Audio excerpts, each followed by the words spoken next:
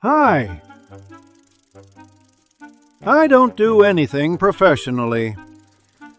It turns out this brings in more money than anything you do.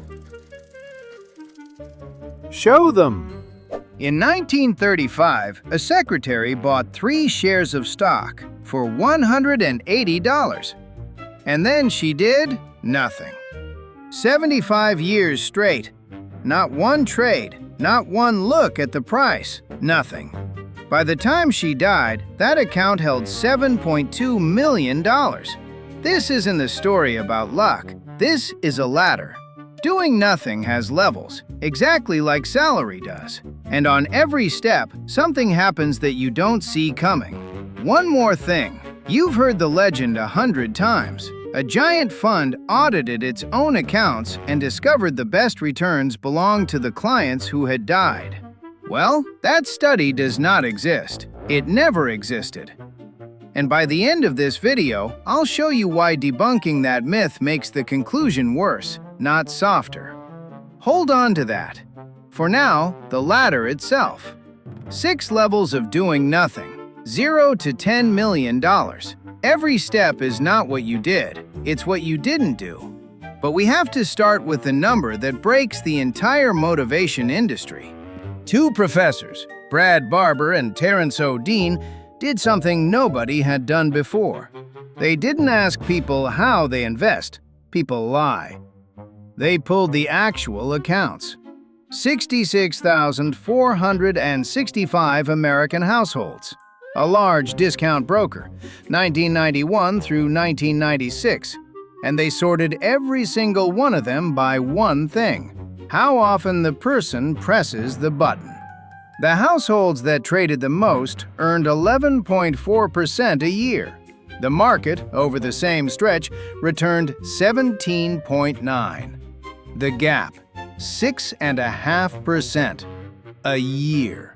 And here's where it really stings. Before costs, these people picked stocks just as well as everyone else. Their brains worked fine. They didn't lose on judgment. They lost on motion. The paper is literally titled, "Trading is Hazardous to Your Wealth." But even that isn't the worst part. Barber and O'Dean were studying traders. There's a newer number, and it isn't about traders. It's about you. There's a company called Morningstar. Every year it measures one gap. It takes the funds. It looks at what the fund itself earned. Then it looks at what the living human beings inside that fund earned. It should be the same number. It is never the same number. Over the 10 years ending in 2024, the average dollar in American funds earned about 7% a year. The funds themselves returned 8.2% over the same stretch. The gap, 1.2%. Every year. Sounds like nothing. It's about 15% of your entire return. 15% you don't pay to a bank. Not to the government. Not in fees. You pay it to your own hands for not being able to lie still. And that gap shows up 10 years out of 10. Every single year. Without one exception. Why? Picture dough. It rises only when nobody touches it. Every time you lift the lid and poke it, it collapses. You didn't steal the dough. You didn't lose the dough. You just interrupted it. And now you wait all over again. Money grows exactly the same way. Your return is not the sum of your decisions. It's the length of the unbroken stretch between 2 of your decisions. And when that stretch gets very, very long, something starts happening that a normal person flatly refuses to believe. 3 cases. Escalating. Case 1. Vermont. A man named Ronald Reed, gas station attendant, then a janitor at a department store chain. Wore a flannel shirt, sometimes held his coat together with safety pins. Parked far away so he wouldn't have to feed the meter. Chopped his own firewood at 90. He died in 2014 at 92, and he left behind $8 million. 6 of it went to the local hospital and library. In his safe deposit box, they found a stack of stock certificates 5 inches thick. 95 companies, held for decades. His family didn't know. His friends didn't know. The library director described it in 3 words, like a thunderbolt. Case 2, that secretary, Grace Groner, 43 years at a pharmaceutical company called Abbott. In 35, she bought 3 shares of her employer at $60 each, $180 total. After that, 75 years of pure inaction. She never sold a single share. Not through a war, not through a crash, not once. The dividends just reinvested themselves. She lived in a 1-bedroom house, bought her clothes at rummage sales, never owned a car. She died in 2010 at 100 years old. $7.2 million. Every cent of it went to students at her college. Case 3, and this one isn't about humble old people.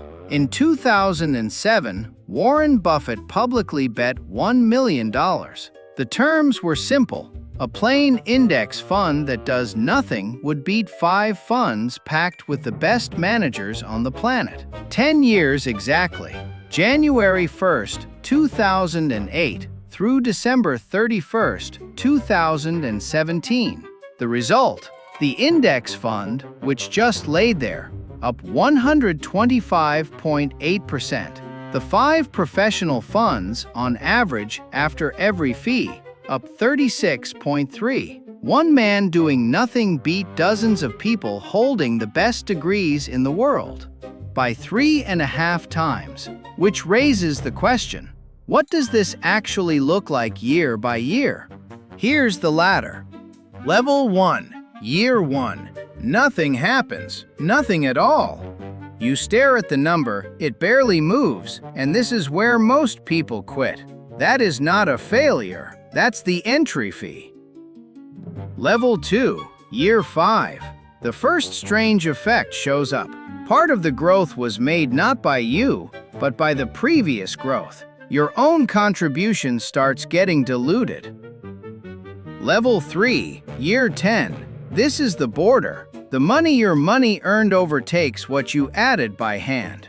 From this step on, your hands are no longer the main employee. Level 4, Year 20. You've lived through at least one real crash. And, listen closely, that crash is exactly what made your result. Because you slept through it. Level 5, Year 30. The number stops looking like arithmetic. This is the moment people say, lucky, not lucky. Nobody touched the dough. Level 6, 50 years and beyond. Reed and Groner territory. Here the numbers look like a typo. How crazy does it get? In his 2020 book, the analyst Morgan Housel ran the math. Out of Warren Buffett's $84.5 billion net worth, $81.5 billion arrived after his 65th birthday. More than 96%. His secret isn't genius. His secret is that he never left the game. For 75 years. 6 steps. That's the whole thing. No secrets, no hard math. And now, that legend I promised you at the start. This is where it gets unpleasant. The legend goes like this. Supposedly, a giant fund audited its accounts from 2003 to 2013 and discovered that the best returns belonged to the clients who had died. And in second place, the ones who simply forgot the account existed. A perfect story. Too perfect. It gets repeated on podcasts, in books, in articles. Managers say it from the stage. Except when Morningstar's own analysts went looking for the original source. They found nothing. No report. No file. Not one human being who had ever seen it. The study does not exist. But here's the trick. The real data is harsher than the myth.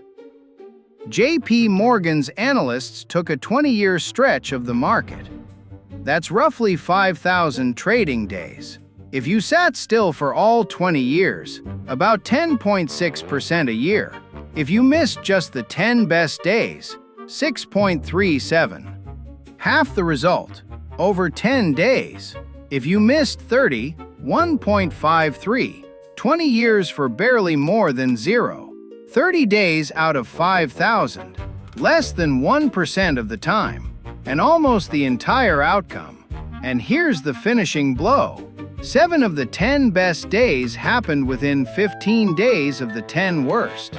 The best days hide right next to the worst ones, which means the exact place where the crash is, where the panic is, where everyone is screaming. That is where your whole profit is sitting. The dead client doesn't exist, but the man who panicked and hit the button the day before the bounce, he exists, and there are millions of him. Let's put it together. The people who press the button most often lag by 6.5% a year. Living humans inside funds lose 15% of their return to their own hands. 30 days out of 5,000 decide almost the entire outcome.